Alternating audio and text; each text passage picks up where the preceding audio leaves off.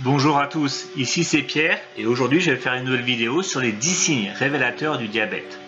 Mais avant de commencer, vérifiez bien que vous avez cliqué sur le bouton like sous la vidéo, comme Homer Simpson clique sur des boutons dans son bureau à la centrale nucléaire toute la journée.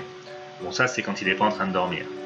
En tout cas, appuyez sur le bouton like juste pour que je puisse savoir si vous aimez la vidéo ou pas. Voilà, en fait il y a à peu près un tiers des personnes qui vivent aujourd'hui avec le diabète sans même le savoir. Ça fait quand même 1 million de personnes rien qu'en France. Et plus d'un Français sur 4 est prédiabétique.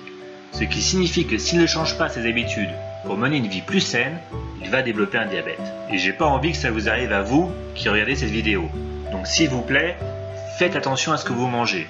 Et pour savoir si vous êtes diabétique ou non, je vais vous donner maintenant les 10 signes révélateurs du diabète. Le 10e, c'est la soif et les envies fréquentes d'uriner. Quand le diabète se développe, le niveau de sucre dans le sang augmente et les reins essayent d'évacuer ce surplus dans l'urine. Et comme on va aux toilettes plus souvent, cela entraîne une déshydratation de l'organisme et on a soif. Le 9e signe, c'est la sensation d'avoir toujours faim. Votre corps a besoin d'insuline pour donner de l'énergie à vos cellules, sous forme de glucose. Mais en cas de diabète, ce processus ne fonctionne pas correctement et votre corps ne peut pas stocker l'énergie dans vos cellules. Les cellules manquent alors régulièrement d'énergie pour accomplir leurs fonctions vitales, que ce soit les cellules du cerveau, des différents organes ou des muscles. Vous avez alors toujours faim, car le corps a besoin de plus de glucose pour fonctionner. Le 8e signe, c'est d'être toujours fatigué. Et ce, exactement pour la même raison que je viens d'évoquer. Le corps n'arrive pas à utiliser correctement le glucose présent dans le sang, et manque donc d'énergie pour fonctionner, ce qui crée une sensation constante de fatigue. Le 7e signe, c'est une perte de poids inattendue. Et je sais très bien que certains d'entre vous font des régimes et n'auraient rien contre perdre quelques kilos en trop. Mais croyez-moi, ce n'est pas du tout comme ça que vous voulez maigrir, en attrapant une maladie qui menace même votre survie. À quoi est due cette perte de poids? Eh bien, quand le corps évacue tout le glucose dans l'urine, au lieu de la transformer en énergie dans les cellules, ce sont des calories qui ne sont pas utilisées par l'organisme. Et au final, tout se passe comme si ces calories, on ne les avait jamais mangées, et on perd donc du poids. Le 6e signe, c'est l'engourdissement des membres, et en particulier des pieds. Ce phénomène est appelé la neuropathie diabétique. Ce sont des sensations très désagréables de picotement et d'engourdissement dans les mains ou les pieds.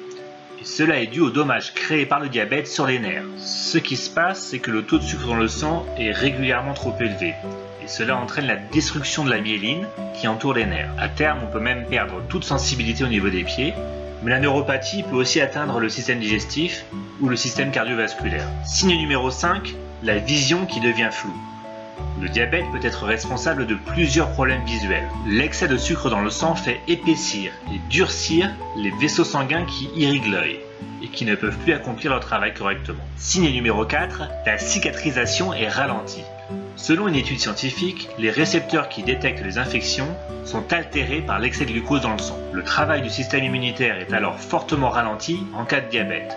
Les globules blancs sont moins efficaces et la cicatrisation devient plus lente. Numéro 3, les infections fréquentes. Et là, c'est toujours pareil. S'il y a trop de glucose dans le sang, le système immunitaire est ralenti, les infections sont donc plus fréquentes et plus graves. Numéro 2, la peau sèche et les démangeaisons. On sait bien que notre corps est composé de plus de 60% d'eau, mais en cas de diabète, les urines fréquentes déshydratent littéralement le corps qui devient trop sec. Cela se ressent en particulier au niveau de la peau qui devient trop sèche et donne parfois envie de se gratter. Et le signe numéro 1, c'est l'irritabilité. Et c'est un peu une conséquence de tous les autres signes. Toute l'énergie qui devrait normalement être stockée dans les cellules est évacuée dans l'urine. Donc le corps est fatigué et déshydraté, ce qui entraîne un sentiment de mauvaise humeur, et on devient plus irritable. Mais en fait, peut-être que c'est votre patron qui a le diabète. Et voilà, j'espère que vous avez aimé cette vidéo. Et si vous avez appris quelque chose, n'hésitez pas à mettre un petit like, et abonnez-vous à la chaîne pour voir tous mes conseils sur comment vous débarrasser du diabète.